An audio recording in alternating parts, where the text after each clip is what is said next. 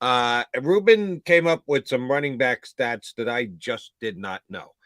Coming into the season, we know who are the backs that the Eagles have as of right now, having added Rashaad Penny as a free agent, trading for DeAndre Swift, each with a resume in the league, as does Kenny Gainwell, who some people thought was ready to step up and be the Eagles' number one back.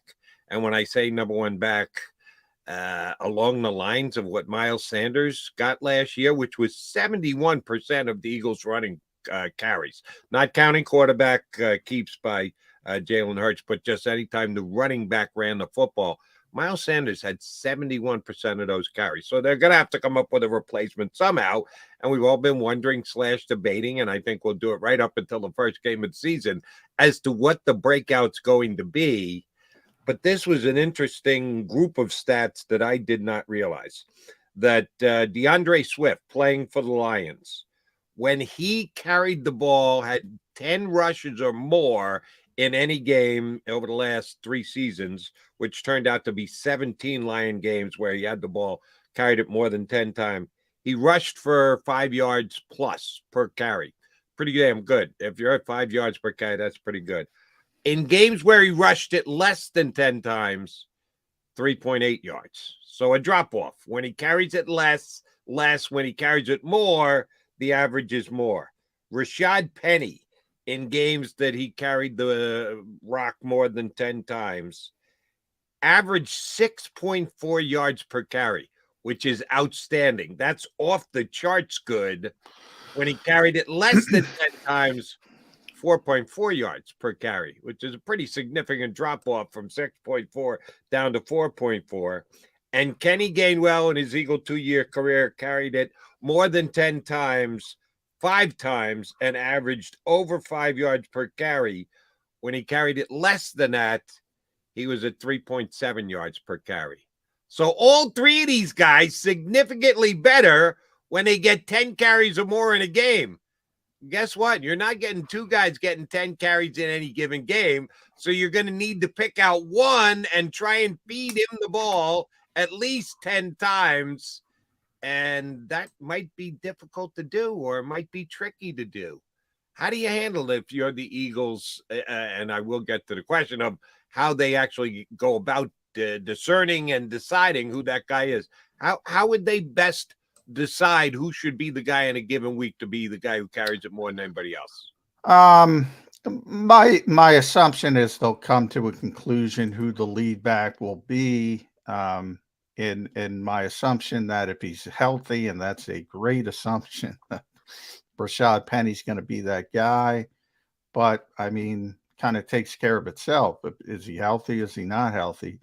Um, and when you have a committee approach, a couple things about that I don't I don't want to completely dismiss it, but I think it's kind of somewhat obvious in the fact that two things.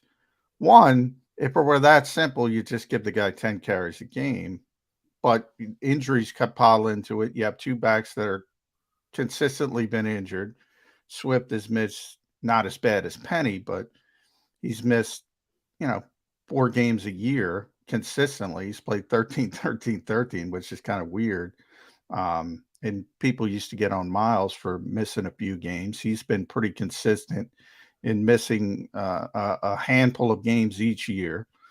Um, and then when you're using a committee approach, well, who gets the ball? The guy with a hot hand. So if you're having a good game, you feed that back more. And that kind of feeds into the numbers. Well, they're having a good game. That's why they're getting the football more. Whereas if they're struggling a little bit, you go with the other guy in the committee and maybe he's having the big game. So maybe it's, Penny and Swift are going to be on the same team. So you get the feel early. All right, who's going to be good? Who's got the hot hand, like a basketball jump shooter, and you feed him the ball that particular game. So that part of it tends to take care of itself as well. Um, Swift's an interesting case because he was, I think, the 35th overall pick in the draft. Basically, we talk about what's the difference between 32 and 35? First round pick, second round pick. So forever he's got that label of second round pick, but people don't know how close he was to being a first round pick. So my point from that perspective is Detroit was expecting him to be the guy in Detroit as the running back, and he never sees that mantle. So while I get why people are excited about him being here, coming back to Philadelphia, you know, and rightfully so, I think he's going to be good with this quarterback and this good offensive line, but I don't think it's slam dunk. I mean, there are some concerns, why didn't he become the player who was supposed to be in Detroit? Is it just the injuries? Is it other parts of his game? And we sort of have to wait and see with that. With Penny, you kind of know he's good. It's just a matter of can he stay healthy? Because every time he's out there, he's good. Can he stay healthy? His numbers have been very good, as a matter of fact. But you're right; it all comes down to health. And by the way, I think people kind of forget this. Rashaad Penny was a first-round pick. You mentioned that DeAndre Swift was early second, which is very close to a late first. Rashaad Penny was a late first-round pick.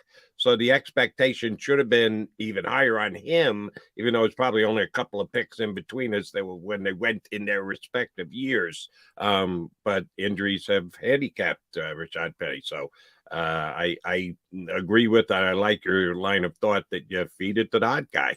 If one guy's going well, it's going to be him on a given day. And so that lends itself to this question that I don't know the answer to, and you may, because you are a quote-unquote Eagle reporter. You're down there all the time, have more access to the coaches and the like on and off the record. I remember when Doug Peterson was the coach here. Oftentimes it would pop up that Deuce Staley would roll the backs in and out, and he would choose what backs were on the field for what sets of downs during the game and who was out there, which I always thought of as a little strange. The Duke and Deuce was a very good coach and a very well-respected coach, and Doug Peterson loved him. But the guy who's calling the plays, for me, should be the one who's really dictating what players are on the field, because he has a feel. We keep singing the praises of Shane Steichen that he's had a great feel for it the last year and change here in Philadelphia. Do you allow the coach who's putting in the player at a specific position to dictate who's going to be out there on the field, or would you rather have a hand in on exactly who's carrying the ball and why they are getting the ball on a given play? Did they do that? I don't know. It's never been commented on. Hopefully you do know as to who actually dictates who the guys are on the field if the Eagles are going to be using rotating backs, because that's surely the way that it looks going into the season. Yeah, at the rotational positions, it is the positional coaches. You just don't have time if you're the play caller, defensive play caller, offensive play caller. You just don't have time to do that in between the shot clock, so to speak. I mean, bang, 40 seconds, go. You can't be mucked down and moored with, all right, this is the personnel. Now you say, all right, we're in 11 personnel, we're in 12, and you call the play, and then it's up to the position coach. But that's what you do during the week. They have a big impact on it. And there's certain situations, third down, hurry up. Last year, Kenny Gainwell's the guy, maybe DeAndre, because DeAndre's a good receiver. Maybe that changes a little bit this year. But that's the kind of preparation you do during the week. All right, it's coming to halftime. We're in hurry up.